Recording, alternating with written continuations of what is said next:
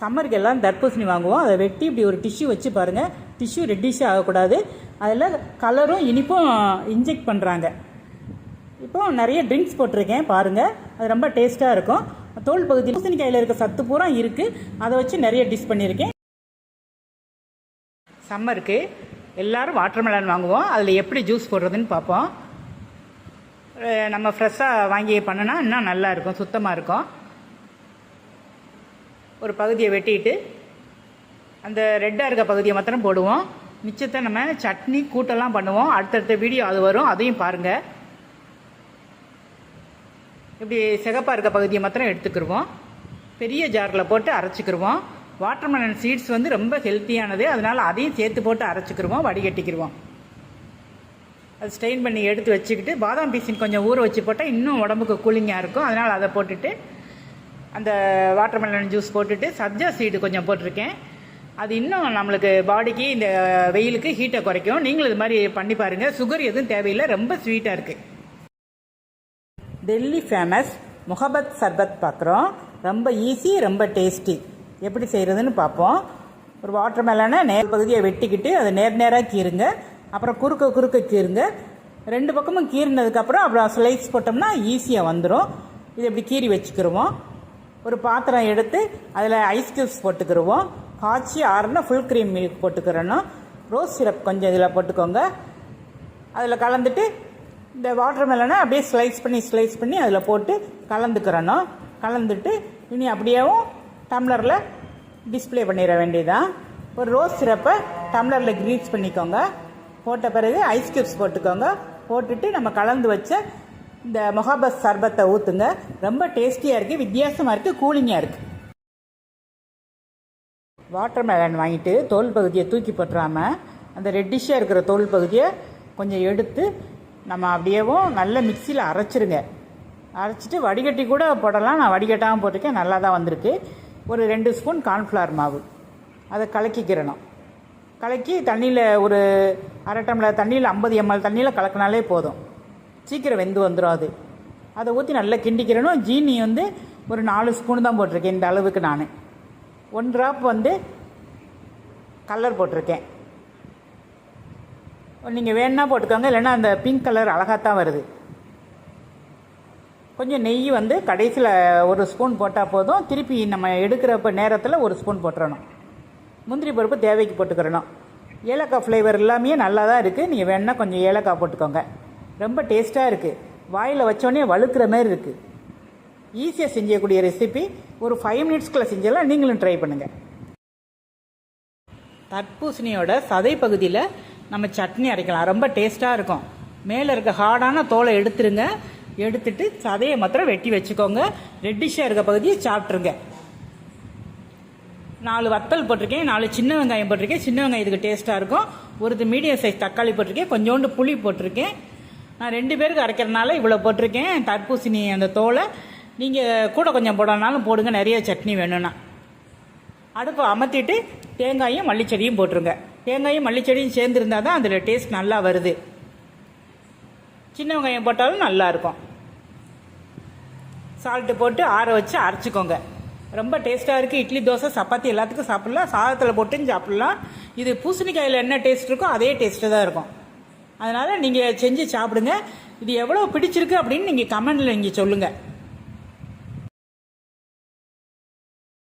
சம்மருக்கு எல்லோரும் தர்பூசணி வாங்குவோம். அதில் நான் விதவிதமாக டிஷ் போட்டிருக்கேன் பாருங்கள். சேனலில் இருக்குது, தில்லை சமையலில். முன்னாடி இருக்க ரோஸ் கலர், பிங்க் கலரில் இருக்கிறத எடுத்து அல்வா செஞ்சாச்சு. அடியில் இருக்க தோலை பீலர் வச்சு எடுத்துக்கோங்க. இப்படி நேராக கீடிட்டு பொடிசாக டூட்டி ஃப்ரூட்டி அளவுக்கு வெட்டிக்கோங்க. வெட்டிட்டு இதை வந்து ஒரு 200 ml தண்ணியில் வேக வைங்க.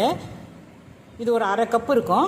வெந்ததை நல்ல கிளாஸியாக வந்ததுக்கப்புறம் அமுத்திடுங்க. தண்ணியை வடிச்சிருங்க. எதில் எடுக்கிறீங்களோ அதில் பாதி அளவு ஜீனி போட்டுக்கோங்க. பாதி அளவு ஜீனி இது கரெக்டாக இருக்கும்.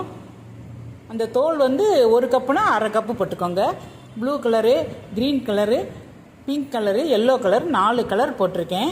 கலர் வந்து தேவையில்லைன்னா நீங்கள் தர்பூசணி சாராக கொஞ்சம் ஊற்றியே வேக வைங்க. அது ஒரு கலர் கிடைக்கும். அந்த கலரில் அப்படியே யூஸ் பண்ணிக்கோங்க. நான் கொஞ்சம் வீடியோக்காக தான் இப்படி கலர் போட்டு செஞ்சுருக்கேன். நீங்கள் இது மாதிரி ட்ரை பண்ணுங்கள்.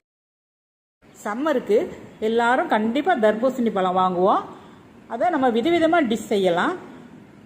இதில் இன்றைக்கி நம்ம வந்து ஐஸ் செய்ய போகிறோம்.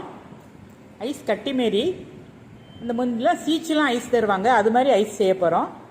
கொஞ்சம் எடுத்துகிட்டு விதையெல்லாம் நீக்கிட்டு அப்படியே நல்லா அரைச்சிட வேண்டியது, வடிக்க வேண்டியதில்லை.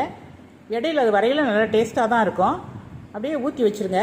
நான் இதை நைட் ஊற்றி வச்சு காலையில் எடுத்தேன். ரொம்ப நல்லா வந்திருக்கு, டேஸ்ட்டாக இருக்குது. ஒரு 80-90களெல்லாம் அப்படியே கடித்து சாப்பிட்ற மாதிரி தான் ஐஸ் கிடைக்கும். அந்த ஃபீலிங் இதில் இருக்குது. பிள்ளைங்களும் விரும்பி சாப்பிட்றாங்க. இது நம்ம வீட்டில் வந்து செய்கிறது வந்து ரொம்ப சுத்தமாகவும் இருக்கும். இதனால் பயப்படாமல் செஞ்சு சாப்பிட்லாம். பாருங்கள் எவ்வளோ நல்லா வந்திருக்குன்னு பாருங்கள். ஊற்றி வச்சது லேசாக தண்ணியில் நனைச்சிட்டு அப்படியே எடுத்தோம்னாக்கும் ஈஸியாக வந்துடுது. நீங்களும் ட்ரை பண்ணி பாருங்கள் ஒரு முறை. சம்மருக்கு எல்லாம் தர்பூசணி வாங்குவோம். அதை வெட்டிட்டு கொஞ்சம் விதை எவ்வளோ எடுக்க முடியுமோ எடுத்துக்கோங்க. கொஞ்சம் க்யூபாக கட் பண்ணணும். பெரிய பெரிய க்யூபாக கட் பண்ணால் கொஞ்சம் நல்லாயிருக்கும். இது அப்படியே விதையை எடுத்த பிறகு கட் பண்ணுங்கள். இதை வந்து நம்ம ஃப்ரீசரில் வச்சுட்டு அரைக்க போகிறோம். அதனால் விதை இல்லாமல் இருக்கிறது ரொம்ப நல்லாயிருக்கும். எல்லாம் எடுத்தாச்சு. இதை அப்படியே போட்டு ஃப்ரீசரில் வச்சுருங்க. நைட்டு வச்சுட்டு காலையில் எடுக்கிறேன் நான். நல்லா ஃப்ரீஸ் ஆயிடுச்சு, கல் மாதிரி ஆயிடுச்சு. கொஞ்சம் தண்ணி ஊற்றினா உடனே ஓப்பன் பண்ணிடலாம். ஓப்பன் பண்ணியாச்சு. அப்படியே எதுலையாவது போட்டு பாருங்கள், கட்டுன்னு சத்தம் கேட்கும். இந்த ஸ்டோன் மாதிரி ஆயிடுச்சு. இதை நம்ம மிக்சியில் போட்டு அரைச்சிக்கிறணும். தர்பூசணி எத்தனையோ மெத்தடில் நம்ம சாப்பிட்றோம்.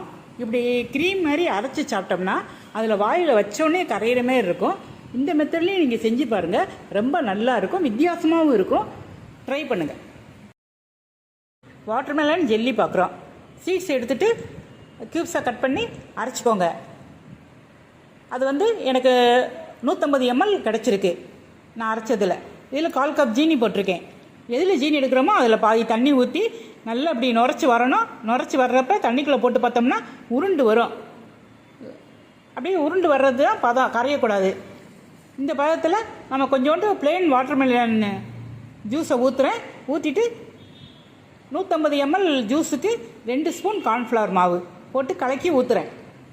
ஊற்றி எல்லாம் சேர்த்து நல்லா கிண்டி ஒரு 2-3 நிமிஷம் சேர்ந்து வந்துடுது. சேர்ந்து வரவும் நம்மகிட்ட மோல்டு இருந்தால் ஊற்றலாம், இல்லைன்னா பிளேட்டில் போட்டு பீஸ் பண்ணி சாப்பிட்லாம். இது இந்த வெயில் நேரத்துக்கு சாப்பிட ரொம்ப நல்லா இருக்குது. பிள்ளைங்க விரும்பி சாப்பிடுவாங்க. இது ஒரு சத்தான ஐட்டம் கூட தான். ஃப்ரூட்டில் விதவிதமாக நம்ம செஞ்சு கொடுக்கலாம் பிள்ளைங்களுக்கு. வெளியே ஜெல்லி வாங்கி கொடுக்குறதோட நம்ம வீட்டில் இப்படி கலர்ஃபுல்லாக ஃபுட் கலர் இல்லாமல் நல்லா செஞ்சு கொடுங்க. வாட்டர்மெலன் சம்மருக்கு எல்லோரும் வாங்குவோம். அதில் மில்க் ஷேக் பார்க்குறோம். வாட்டர்மெலன் சீடோடையும் போடலாம், சீடு இல்லாமையும் போடலாம். கொஞ்சம் வெட்டிக்கோங்க. வெட்டிட்டு ஒரு ஆஃப் போட்டுக்கோங்க. அதை நல்லா அரைச்சிருங்க. எவ்வளோ அரைக்க முடியுமோ அரைச்சிட்டு அப்படியேவும் வடிச்சிருவோம். ஒரே தடவை அரைச்சி வடித்தா போதும், 2வது தடவை வேண்டாம். ஜீனி ஒரு 2 ஸ்பூன் போட்டுக்கோங்க. அரைச்சி வடித்து வச்சுக்கிடுவோம். அதில் ஒரு ஐஸ் க்யூப்ஸ் போட்டுட்டு, கொஞ்சம் ஐஸ் க்யூப்ஸ் போட்டுட்டு வாட்டர்மெலன் ஜூஸ் போட்டு காய்ச்சி ஆறின பாலை ஊற்றி மேலே சப்ஜா சீட், சியா சீட் ஏதாவது போட்டு பருமாறுங்க. அவ்வளோ நல்லாயிருக்கும். தர்பூஸ் சர்பத் பார்க்குறோம். ஒரு பாத்திரத்தில் ஐஸ் க்யூப்ஸ் போட்டுக்கோங்க. தர்பூஸை நேராக கீரிக்கோங்க. அப்புறம் குறுக்க கீரிக்கோங்க. 2 பக்கமும் கீறின பிறகு அப்படியே ஸ்லைஸ் போட்டோம்னாக்கும் நம்மளுக்கு க்யூபாக கிடைக்கும். அதை அப்படியே எடுத்து அந்த பாத்திரத்தில் போட்டுக்கிற வேண்டியது. பவுடர் சுகர் போட்டுக்கிறலாம். போட்டுட்டு நன்னாரி சர்பத், ரெட் சர்பத் ஊற்றிக்கிறணும். நார்த் இந்தியாவில் இது ரொம்ப ஃபேமஸான ஒரு ரெசிபி. கொஞ்சம் தேவைக்கு தண்ணி ஊற்றிக்கிறலாம். ஊற்றிட்டு கலந்து குடித்தோம்னாக்கும் அந்த தர்பூசணி இன்னும் கொஞ்சம் ஸ்வீட்னஸோட கூலிங்காக இருக்கிறப்ப சாப்பிட ரொம்ப நல்லா இருக்குது, அந்த சர்பத்தோட ஃப்ளேவரோட. அதனால் நீங்கள் ட்ரை பண்ணி பாருங்கள். இந்த சம்மருக்கு ரொம்ப நல்ல ரெசிபி இது.